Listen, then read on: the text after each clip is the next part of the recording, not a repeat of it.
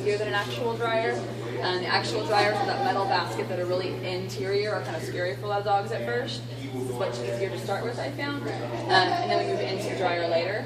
But when I'm first doing this, I'll start with small items. Big things like big loose shirts are a lot harder. They want to like throw them around a little bit more. They're really fun to whip around with their head. And I don't want them to get in the habit of that for one thing, because that's going to translate, long term. I also don't want them to, hurt any clothes. So I want to be careful about that. So I usually start with something like this, just a sock that's knotted up. It's pretty easy to use. And she, at this point, when we start this, already knows a retrieve, and she already knows, a few other important kind of cues to work on it with. The two kind of separate behaviors you're starting with are going to be the basket, putting something in the basket, and getting something out of that other basket, right? So I'm going to show you kind of a completed one with the sock, and then I'll show you the two pieces real quick. And she loves this, so she gets a little too excited sometimes. So I frequently am just waiting for her to show me some calm and attention before she does anything. Get it? Basket. Repeat basket. Yes. Good girl. So she got a little excited about the sock going in the basket. That was a little sloppier than usual, but that's okay. This kind of shows you guys one of the potential pitfalls of this, which is the clothes are fun. So we do want to work on that.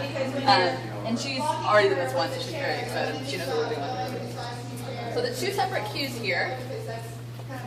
Teach the basket cue. This is just teaching them to basically put their head in the basket, because you're going to want them to take the clothes to it, stick their head, and then let go, right?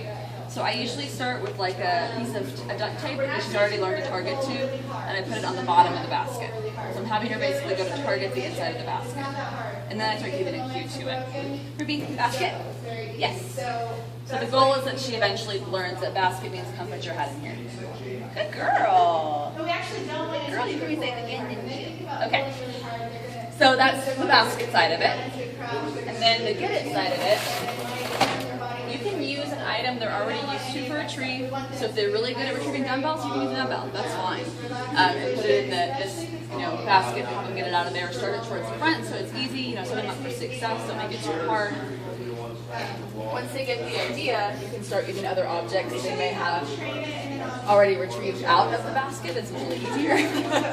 And then just start having them do the get it. And then you kind of put them together. Alright, so at this point she already knows both cues.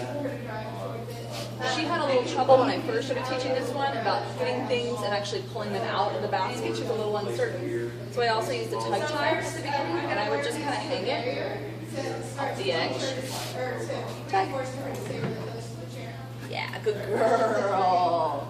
And just kind of have her practice that a few times to kind of get the hang of pulling things out instead of just like picking them up in her mouth inside there, or not really being sure how to stick her head in, for example. When you start going to bigger items, the scarf is a good example. It's not as big as a shirt, but she could definitely have some fun with this if she really wanted to. I try to make them smaller the first couple times I do it. So I'll start by kind of knotting it. I do some shirts too. I'll kind of roll them up, put them in kind of a little knot or two, depending on how big it is. It can still be where she can grab onto pieces, that's fine. I just don't want it to be so loose and open that when she picks it up, she wants to kind of whip it back and forth and play with it a lot.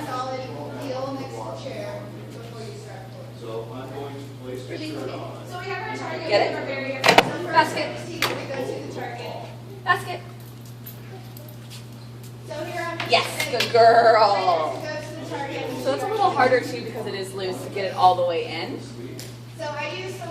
When I'm first doing it, if they are dropping most of it into the basket or even part of it in the basket, I'm going to go ahead and board them. Once she gets the idea, if it's not going all the way in, I'm going to wait and see if she'll push it the rest of the way in. And a dog like Ruby, that works really well with because she is extremely motivated to get the food. So if she's not getting the food, she's going to try to figure out why she's not getting the food, and she'll try different things until she figures it out. So then the next time I might have it like a little looser, like I might just do kind of a big open loop, and then I might kind of have it open completely and see what she does. Get it? Basket. Yes, good girl. Good job. See how she pushed